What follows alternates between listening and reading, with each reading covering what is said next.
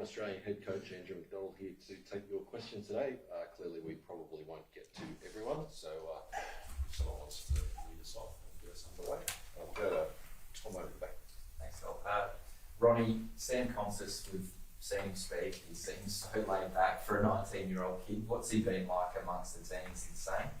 Yeah, he's been very similar to what I've seen on the outside with him. So composed, relaxed, knows his game, in a good place at the moment. So and he'll play Boxing Day. So I'll get that one out of the way.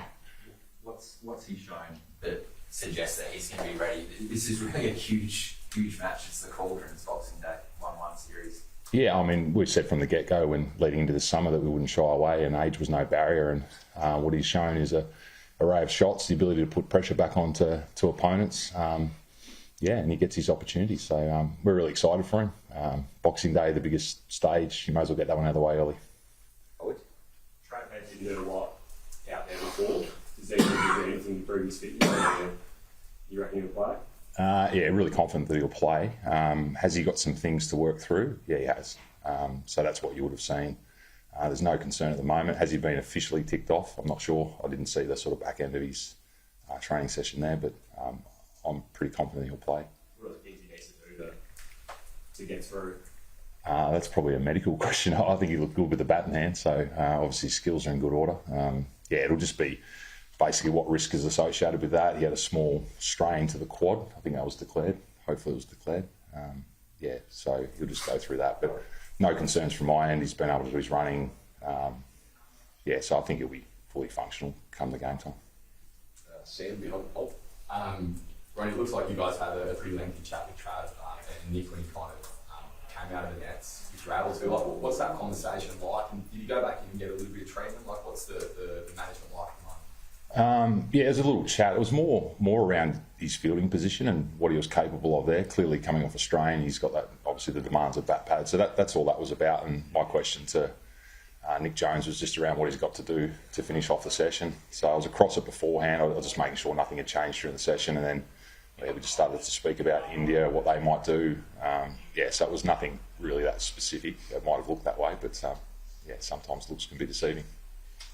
Over back, George. Andrew, so does that mean Josh Inglis is on standby? The rest of the team, Paddy will go with the rest of the team tomorrow. So I was allowed to declare the Konstas one. I thought you might like that one.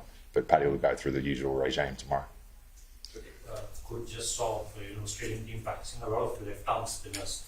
What do you make of the wicket, and is there any specific way the way we are seeing Australian team is practicing a lot of left-arm spinners? Yeah, we think Jadeja will play, so that's what we're preparing with left arm spin. What I'll make of the surface, it looks pretty similar to the previous few years. It's going to be a big decision though come the day of the game. I think traditionally it's been bowl first, but with the heat around, and it looks similar, but it's probably a little bit better than what it has in previous years. So, decision for the captains to make at the toss, I think. Andrew, can you just go in a little bit to the decision making behind the change of Nathan out and Sammy, and sort of at what point were you thinking you needed to do something a little bit different there at the top of the order?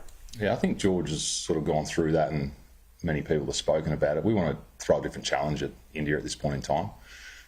We believe Nathan is good enough for test level.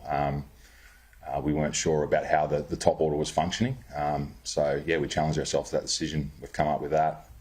Whether it works or not, time will tell. There'll be plenty of debate around should he, shouldn't he, what does that look like, and that's fantastic. Selection's always heavily debated. Our job's to make calls. We've made it. We're really confident that Sam can do the job. Andrew, in the last 3 series, India haven't lost any game here at MCG, 2 wins and a draw. Will that put extra pressure on Australia? Series is at a very critical point, 1-1 each, and to say India whether they can play.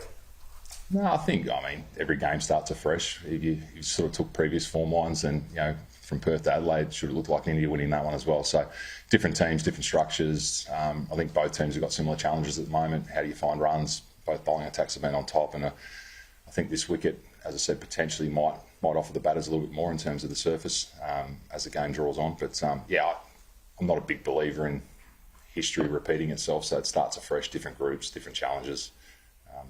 We'll go in with an open mind to what it looks like. Coach, Usman Khwaja has scored only 2 half centuries in the last 20 innings. What has been the discussion with him and how do you see his form heading into this box? I think he's fine. I think Usman's not a concern. I think the way he's preparing, the way he's going about his work, I think the runs will come. Anyone that knows batting, and batting obviously in recent times has been quite difficult with ball dominating bats, so his method's clear, the way he's preparing is clear, and good players always return to the runs, and I'm sure that'll be the case over the next couple of test matches. Yeah. Yes, yes. So, what's your thinking on how Marnus Labuschagne is going? Because he started pre-Adelaide, he was batting a bit more positive in the nets, but yesterday and today he seems to be going for his shots. Is it, have you guys had a chat with him how he should be batting, or is it just him doing what? There's always discussions going on, and I think we're pretty much on the record around when he's at his best. He's showing that intent. He's busy at the crease, and we saw that in Adelaide. A significant challenge at the Gabba, and as I said, ball's dominated bat, so a lot of the batters haven't had much flow in this series on both sides of it. So, but when he's at his best, he's busy. He's got that intent, and he can be quite annoying at the crease. And we want to see an annoying Marnus Boxing Day. You spoke about the challenges of the top order from both sides. Is 1-1 a fair reflection of the kind of cricket the two teams have played so far? Sorry, mate. 1-1 is 1-1 a true reflection of the quality of cricket that we've seen so far? I think so. Look, I think we're driving the game in Brisbane. If we were to be fair there, the surface potentially would have become more variable as the game went on, but the weather was probably always going to be the winner there. So, it's probably a true reflection. I think it was always going to be a closely fought test series, and it wasn't always going to be a 4-1 either way. So where it's at the moment, I think is probably where we thought it would be at. Does anything change from a bowling point of view? Obviously, we're all presuming that Scotty's for Josh, but just what he's saying on the pitch, does that change your calculations or presumptions?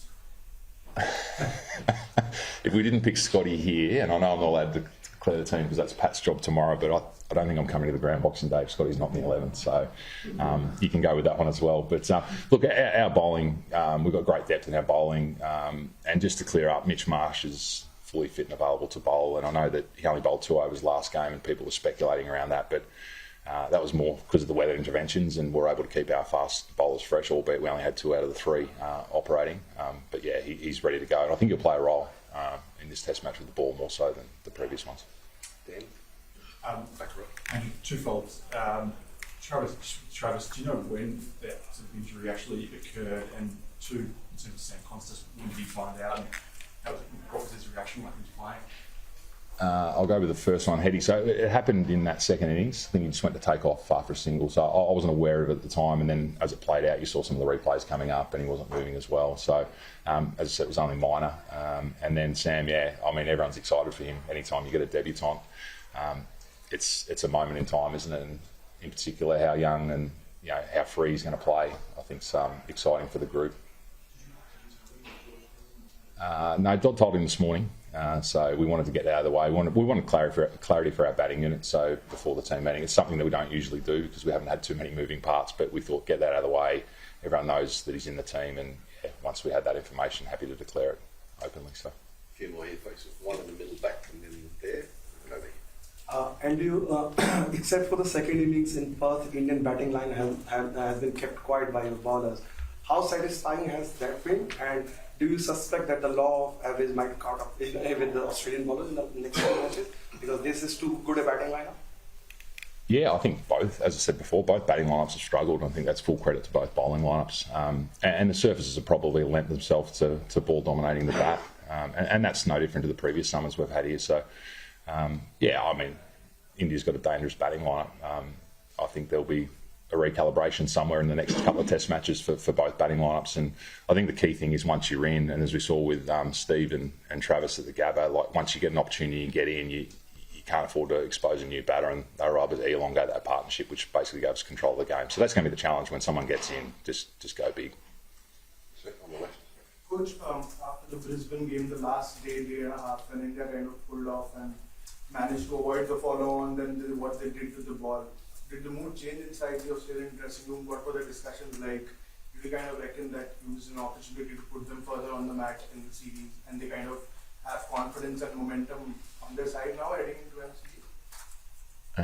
No, the mood didn't change, and I think in modern cricket, momentum's a bit of a myth. I think every test match starts afresh, and I'm not a big believer in momentum. So this test match starts again. How you enter that test match is critically important to what happens during that game. So what happened in Brisbane it's not irrelevant, but it doesn't have a great connection to this game because of the surface and different challenges. So but our mood didn't change. We knew what we were doing in the second innings. We were trying to accelerate it and try to beat the weather, basically, and the weather beat us. So we were comfortable with losing those amount of wickets in pursuit of a win, and that's the team we want to be. Last one. And other bowling loads with you at 2 quick where they're at, where you thought they would be at this stage, and how important is bringing Jai in for these 2 test matches if there's a short turnaround and do you get caught, you find something that ends up being a bit flatter? Yeah, Jai's been impressive. Clearly had the setback in the Shield game with the shoulder. Every week that goes on, people are confident that it lessens the risk, and what we saw in the nets today is a highly skilled player, and he's getting somewhere near his best, which is exciting for us. And carrying the 2 extra quicks in the squad is, with the short turnaround, I think that's real. If this game becomes long into a short turnaround, then you've got to make some decisions. Our frontline quicks in terms of Starkey and Paddy are well placed.